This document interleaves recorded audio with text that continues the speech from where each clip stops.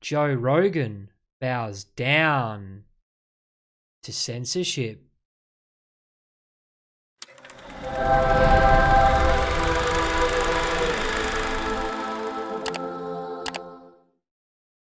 G'day guys, this is Holy Critics signing in and welcome back to the channel once again. Now you might be asking yourself, why would I say that Joe Rogan has bowed to censorship? He only just recently moved within the past year or so from YouTube to Spotify to avoid free speech issues that he was encountering. But unfortunately, it seems that nowhere is safe from cancel culture these days because Spotify has put his feet to the fire. And this relates to his choice of guests recently on the podcast, which include Dr. Peter McCullough and also Dr. Robert Malone. And unfortunately, today, Joe Rogan posted a video to his Instagram, which we're going to watch as this video goes on. He's had to concede that his choice of guests are too right-wing, and he's going to have to modify. He's going to have to re-educate himself on the issues that he wants to talk about, including but not limited to COVID-19. So I'll just lay the foundation for what's been going on, and then I'm going to show you a brief excerpt from his apology video.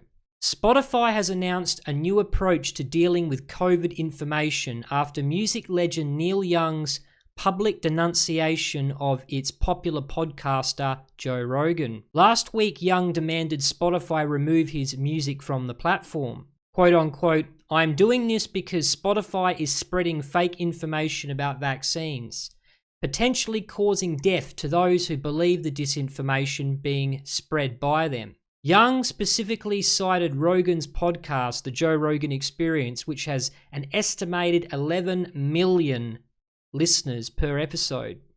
Rogan has repeatedly used that platform to cast doubt on the safety and efficacy or effectiveness of the COVID vaccines, prompting a backlash from medical experts. He's also downplayed the danger of COVID, at one point telling listeners they had little to worry about if they were young and healthy and exercising all the time. Spotify has a responsibility to mitigate the spread of misinformation on its platform, said Young. They can have Rogan or Young, not both. Spotify swiftly did as Young asked and removed his music. A handful of other artists, including Joni Mitchell, subsequently followed Young's lead. And they're the said artists in question. Spotify CEO Daniel Ek alluded to the controversy as he announced multiple policy changes. So they're starting to sweat because it seems that it's not just limited to two artists and there are more expressing concerns. Most significantly, he said the platform was working to add a content advisory to any podcast episode that includes a discussion about COVID. This advisory will direct listeners to our dedicated COVID-19 hub, a resource that provides easy access to data-driven facts, up-to-date information as shared by scientists, physicians, academics, and public health authorities around the world, as well as links to trusted sources. Much like what YouTube were doing at the bottom of videos, maybe they are still doing it today, that talk about this issue. They post a little disclaimer at the bottom and direct you to their information hub. This new effort to combat misinformation will roll out to countries around the world in the coming days. To our knowledge, this content advisory is the first of its kind by a major, well, no, YouTube did it. He said Spotify would also publish its long-standing platform rules, which are updated regularly to reflect the changing safety landscape. So this is a little bit of a backflip from Spotify, who were opaque about their community guidelines. But now it seems that the worm is turning. And even though they might have been able to ignore Neil Young or Joni Mitchell, unfortunately, it seems to be a tidal wave of cancel culture which is following it. And Spotify is realizing the money they've spent for Joe Rogan might not be worth the artists they lose, potentially, it seems. Speaking more broadly, Eck indicated Spotify was seeking to strike a balance between policing the views expressed on its platform and protecting its users' health. Pick almost any issue and you will find people and opinions on either side of it. Personally, there are plenty of individuals and views on Spotify that I disagree with strongly. We know we have a critical role to play in supporting creator expression while balancing it with the safety of our users. Blah, blah, political correctness yet again. So why has this issue suddenly cropped itself up? Well, just recently, the Nielsen ratings were published for the third quarter of 2021. And if you look at this little bar graph, you can see that Joe Rogan has more viewership than the next program, being Tucker Carlson. And as you go down the list, it goes from right-leaning media, The Five, Hannity, Fox Primetime, to the left-leaning news, the Rachel Maddow Show, MSNBC, CNN Primetime. And this is where it's coming from.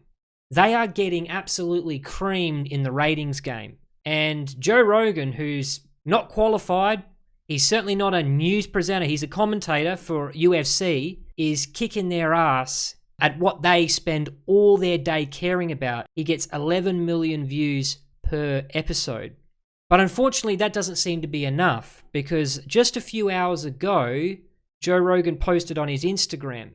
But you can see these subtle hints that he's been given a wink and a nudge by the CEO of Spotify to pretty much clean up his act, or the contract that he signed for $100 million potentially get ripped up.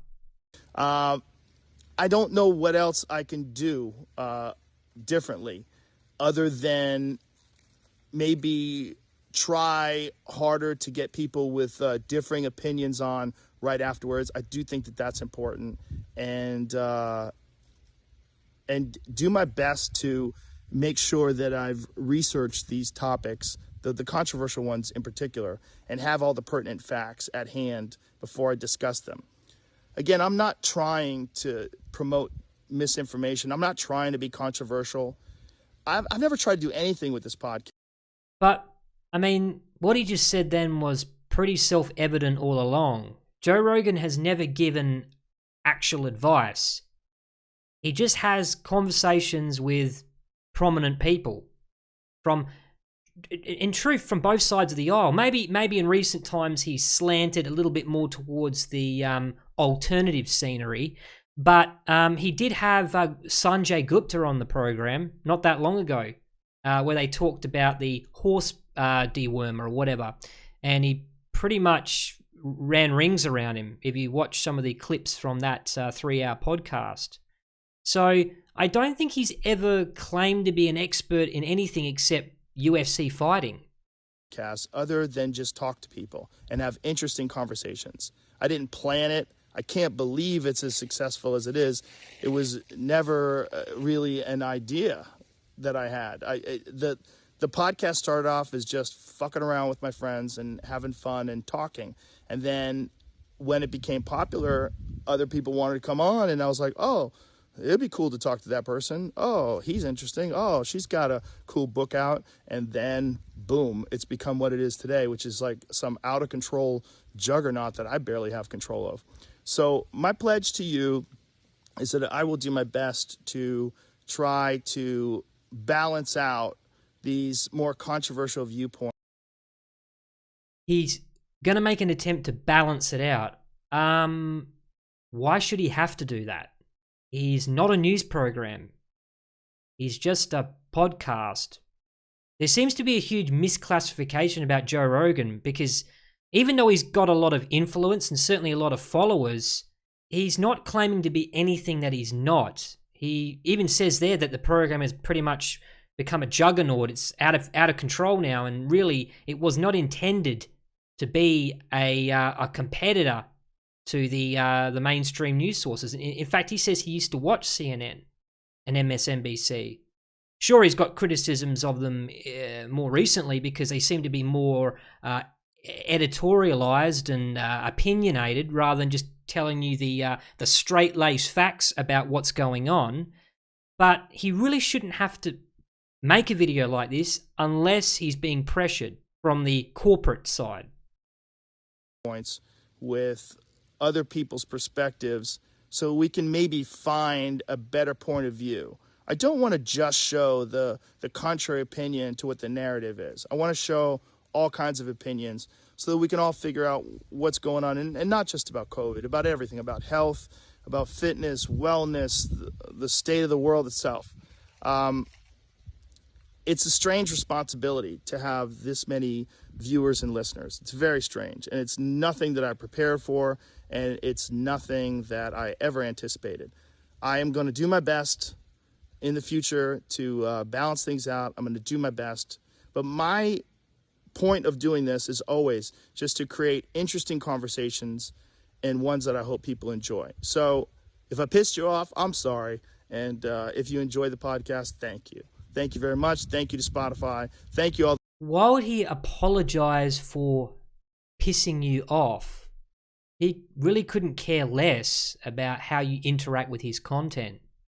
If you don't like it, you can always just, not watch, maybe. There's plenty of other programs. I mean, if you want to watch someone toe the line, just watch Rachel Maddow or Brian Stelter. They're still around. They've got their own YouTube channels. They're plastered all over the algorithm, because they get promoted while the independent news tends to get deranked. So you can always go to those sources if you are angry at Joe Rogan. You don't have to watch him, but he's apologizing to you here. It doesn't quite ring true. This is not the Joe Rogan that I've come to know over the many years I've been watching him. This is clearly something he's been pressured to do, and maybe he's even rehearsed a script before he's made this video.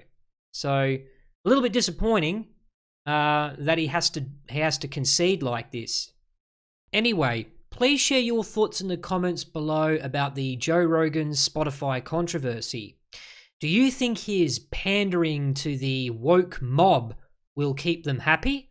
And if so, for how long? Or do you think he's right and that he has been far too biased and one-sided in his coverage of the many different issues he talks about? I disagree, but either way, I think he has every right to have his free speech. And I'm getting tired of this constant censorship. He even says it himself. He says, how do you beat a bad idea? Well, how about instead of censoring that bad idea and ostracizing the person who says it or banishing them to the netherworld, aka Gab? How about beating that idea, debating that idea with a better one? Why has the left not considered that possibility? They're on the right side of history, after all, aren't they? I'll let you decide. And this is Holy Critic, signing out.